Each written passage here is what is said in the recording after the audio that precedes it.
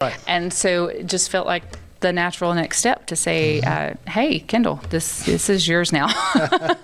And she's doing remarkable with it. Yeah. She's bringing in a lot of new products. She's got a gal there who is a great baker, and they've got everything set up for her to do all the baked goods there in-house, and it's wonderful. And so she's also become very involved in promoting Main Street. She's sort of picked up that torch and is helping a lot with organizing events that bring people to Main Street, and just promoting Main Street as a destination. Well, I think it's good that, anytime you can see your children start moving forward in an area like that and see them happy, right? It's worth an awful lot. You know what I mean? I mean, it's worth more than you can imagine. Yes. Than to see them just be doing something somewhere, killing time. It is. And we need people just to kill time, but we don't like it to be our children all the time. We want to be doing something. And she's enrolled at Southwest Community College. She does it all online, and so it's very manageable for her to do that during slow times. The coffee shop closes at 5. It's not like you're tied to it all the time, right? I'm really encouraging her to complete that at least, and then she can decide what she wants to do. But while she's going through that process, what better way to really learn a lot of life skills than having your own business? She could go and work for somebody else, and that'd be fine. But I feel really good about it. And she's, like I said, she's just taken it and ran with it. I think sometimes we think that working for somebody else is security. It's a false sense of security, because they can go broke just as well as you can. That's right. Okay? Yeah. I mean, I don't care if it's General Motors. Okay? People can go out of business, quit making Fords over here, and people have been there 25 years. And I watched a story one time, and I can't remember it all, but the gasoline jugs. The company, there's only like a couple companies in the world that make gas jugs. And they showed the old type gas jugs where you just screwed the top on and poured it out. Then it all switched over to the kind now you have to push there's a valve in them you have to push down.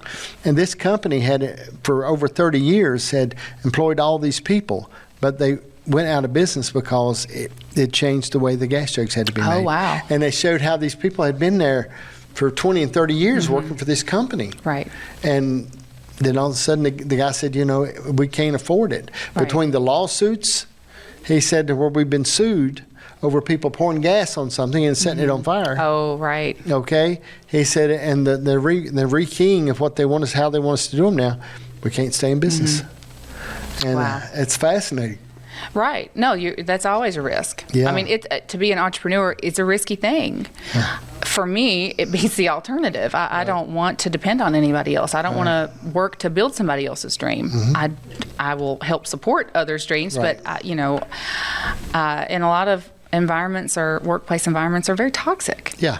And because everybody's miserable, I love to find a place that's not that way, but I feel like that's the case in a lot of places, and I don't really want any part of that personally. So, I have also always been an entrepreneur. I've had jobs. I was a general manager for Hardee's for 10 years. That was my first job, and they promoted me on up, and that was great experience for me.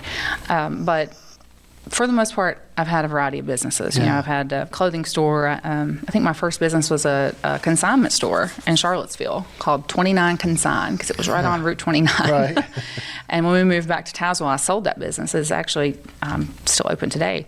And I've always had that bug, the entrepreneurial bug. My daughter has that for sure. The thing though you run into is with being an entrepreneur and being self-employed entrepreneur.